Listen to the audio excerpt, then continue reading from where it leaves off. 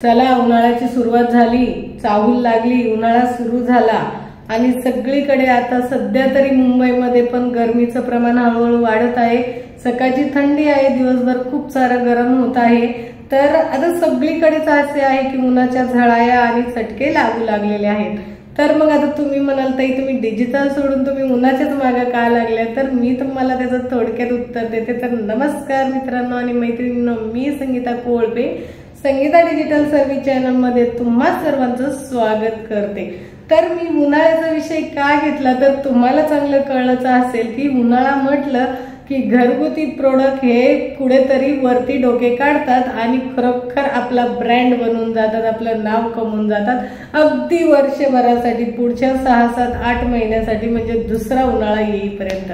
तर मला नेमकं काय सांगायचे मी तुम्हाला थोडक्यात सांगते की मैत्रिणींनो, अगं उन्हाळा चालू झाला, तुम्ही सुद्धा तुमचा बिझनेस चालू करा। तुम्हाला जे येतंय ना ते तुम्ही चालू करा आणि समाजासमोर घेऊन जा, स्वतःचं मार्केटिंग वाढवा आणि स्वतःचा बिझनेस वाढवा। तो कसा? आता तुम्ही म्हणाल ताई तुम्ही ते तसं सांगताय की बिझनेस वाढवा आणि उन्हाळा आला म्हणजे नेमकं आम्ही काय करू? अहो तुम्हाला थोडक्यात सांगते की कुरडया, पापड्या, सांडगे जे तुम्हाला येतंय ना त्या सगळ्या तुम्ही व्हरायटीज घरी बनवा आणि इंस्टाग्राम, फेसबुक वरती तुम्ही पोस्ट टाकून त्या तुम्ही सेल करा, तिकडून तुम्ही ऑर्डर घ्या। नक्कीच तुम्हाला ऑर्डर मिळेल आणि नक्कीच तुमचा एक 3-4-5 महिन्यामध्ये तुमचा चांगला धंदा होऊन जाईल। मग करायची की नाही तुम्हाला हा बिझनेस? करायचा की नाही तुम्हाला कुरडया पापड्याचा धंदा? आणि घालायचे की नाही आपल्या खिशामध्ये पैसे? तर जर आपल्याला आपल्या खिशामध्ये पैसे घ्यायचेच असेल ना तर तुम्ही घरी बसल्या हा व्यवसाय करा, तुम्हाला नक्कीच फायदा होईल। तुम्ही मसाला असो, कुठल्याही प्रकारचा मसाला असो, कोल्हापुरी असो, सातारी असो, सांगली असो आणि सगळ्यात बेस्ट म्हणजे झणझणीत सांगायचं म्हटलं तर आपला पुणेरी। तर पुणेरी मसाला सुद्धा अगदी खूप छान आणि सुंदर पद्धतीने जर तुम्हाला तो बनवता येत असेल ना तर तो सुद्धा तुम्ही मार्केटमध्ये घेऊन जा आणि मार्केटमध्ये घेऊन जाऊन तुम्ही सुद्धा पैसे कमवा आणि आपला ब्रँड बनवायला विसरू नका बरं का। त्याच्यावरती नाव फक्त तुमचंच असेल। कोणाचं? तुम्ही बनवताय ना मसाला, बनवला कोणी? तुम्ही।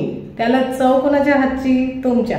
आणि मग नाव का मी दुसऱ्यांचं देऊ? अजिबात नाही, तुम्ही तुमचंच नाव द्यायचं।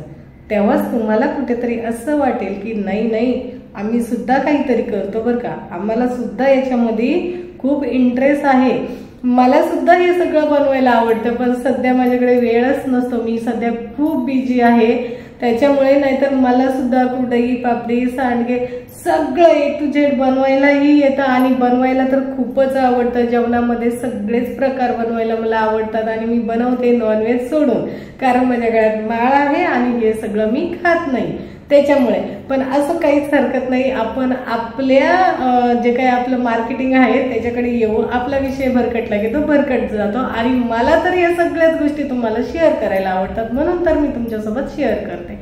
तर मित्र आणि मैत्रिणींनो बघा, असं मी म्हणत नाही की लेडीजनेच हा व्यवसाय करावा, तुम्ही सुद्धा हा व्यवसाय करू शकता।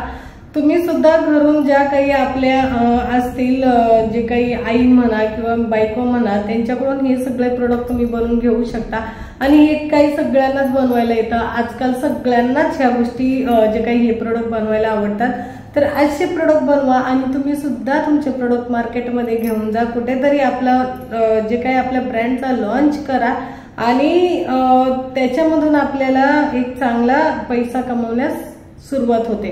आता विषय राहिला लोणच्याचा, तर लोणच्याचा सुद्धा सीजन आला की हो ते सुद्धा तुम्ही घरूनच बनवून सेल करू शकता, काहीच अवघड नाहीये त्याच्यामध्ये, अतिशय सोप्या आणि सुंदर पद्धतीने आहे। मला सुद्धा खूप छान प्रकारचं लोणचं बनवायला येतं आणि तुम्हाला सुद्धा येत असेल तर मला कमेंट करून नक्कीच कळवा, आपण नक्कीच त्याची चव एकदा का होईना पण नक्कीच घेऊया। तर मैत्रिणींनो बघा, तुम्हाला लोणचं बनवायला आवडत असेल तर तुम्ही त्याचा सुद्धा बिझनेस चांगल्या पद्धतीने स्टार्ट करू शकता।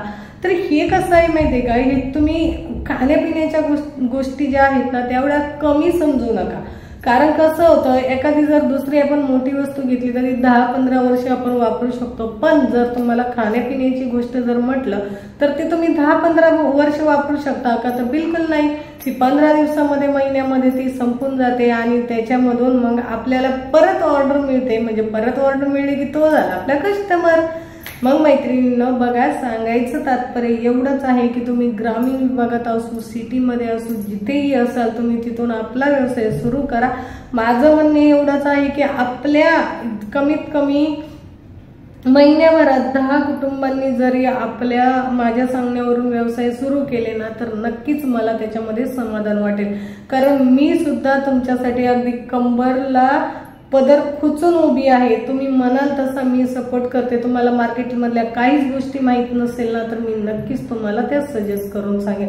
भले माझा वेळ गेला तरी चालेल, पण तुम्ही जर सुधरत असाल, तुम्ही जर पुढे येत असाल आणि कधी ना कधी तुम्हाला तरी असं वाटेल की खरोखर आम्ही संगीताताईमुळे आहोत आणि त्यांच्यामुळे आम्हाला फायदा झाला आणि आम्ही आमचा उदरनिर्वाह वाढवला, त्यावेळेस मला खूपच आनंद होईल. असं वाटेल की मला देवच भेटला. तर ह्या सगळ्या गोष्टी असतात मैत्रिणींनो. पण याच्या मागचं एकच कारण आहे, तुम्हाला पुढे जायचं म्हणलं ना की मार्केटिंग शिवाय पर्याय नाही. कित्येक गृहिणी आहे की त्यांनी हे व्यवसाय सुरू केले आणि बंदही केले. त्याचं कारण एकच आहे की मार्केटिंग. मग आता तुम्ही म्हणाल की मार्केटिंग आमचं शिक्षण नाही झालं, मग आम्ही काय करायचं, कसं पुढे जायचं. तर ह्या सगळ्या गोष्टी सोडा ना. शिक्षणाची कुठं बिझनेस करायला आट असते. आपल्याला कुठं तिकडे आपल्याला खुर्ची जाऊन थोडे बसायचंय, आपल्याला पण मेहनत करून कमवायचंय. मग ती मेहनत तुम्ही कुठल्याही बिझनेस मध्ये करा, अगदी ठासून मेहनत केल्याच्या नंतर त्याचा पाया हा मजबूतच होतो. मग तो पायाच आपल्याला मजबूत करायचा. मग तो पाया मजबूत करण्यासाठी आपण डिजिटल मार्केटिंग शिकलं पाहिजे. जे इंस्टाग्राम, फेसबुक वरती ऍडव्हर्टाईज करतात, ज्या स्पॉन्सर ऍड असतात, पेड ऍड असतात, तर त्या ऍडव्हर्टाईज करायला शिकलं ना, तर आपल्याला कुणाच्याच पाया पडायची गरज पडणार नाही. आम्हाला कस्टमर द्या, आमच्याकडून माल खरेदी करा किंवा एकदा तरी वापरून बघा असं बोलायची. ज्यांनी आपली ऍडव्हर्टाईज बघितली ते आपल्या व्हॉट्सअपला येतील, त्यांच्याशी आपण कॉन्टॅक्ट करायचं, बिझनेसची माहिती सांगायची. पटली तर घ्या, नाही पटलं तर राहू द्या. तुमच्या वाचून थोडी ना आमचं राहणार आहे. एक कस्टमर नाही जॉईन झाला म्हणून काय झालं, आपल्याकडे दिवसाला 10 ते 12 कस्टमर येतात. 10-12 मधून एक जरी जॉईन झाला तरी पण आमचे पेड ऍडचे पैसे पण वसूल होतात आणि आम्हाला 2 रुपये सुद्धा त्याच्यातून मिळतात. मग मित्रांनो आणि मैत्रिणींना, आहे की नाही सोपी आयडिया. आणि हो, तुम्ही सुद्धा आपल्याकडे डिजिटल मार्केटिंग कोर्स जॉईनिंग करणार आहे. हा कोर्स करा आणि स्वतःचा बिझनेस वाढवा. मी आज सांगते तुम्हाला नक्कीच उद्या भविष्यामध्ये फायदा होणार आहे आणि तुम्ही नक्कीच भविष्यामध्ये कुठेतरी पुढे जाणार आहे. मित्रांनो, तुम्ही जर चॅनलवरती नवीन असाल तर तुम्हाला विनंती आहे की तुम्ही आपल्या चॅनलला नक्कीच सबस्क्राईब करा, लाईक करा, शेअर करा आणि रोज आपले व्हिडिओ पहा. तुम्हाला व्हिडिओ आवडत असतील तर कमेंट करा, नसेल आवडत, माझ्या काही चुका होत असतील तरीही मला कमेंट करून सांगा की जेणेकरून दुसऱ्या वेळेस ती मी दुरुस्त करून तुमच्यासमोर व्हिडिओ घेऊन येईल. तर मित्रांनो बघा, तुम्हाला जर आजचा व्हिडिओ आवडला असेल तर तुम्हाला माहीतच आहे की आपण पुढच्या व्हिडिओमध्ये नक्कीच भेटणार आहे. चला मग भेटूया पुढील व्हिडिओमध्ये. व्हिडिओ पाहिल्याबद्दल धन्यवाद. जय हिंद, जय महाराष्ट्र.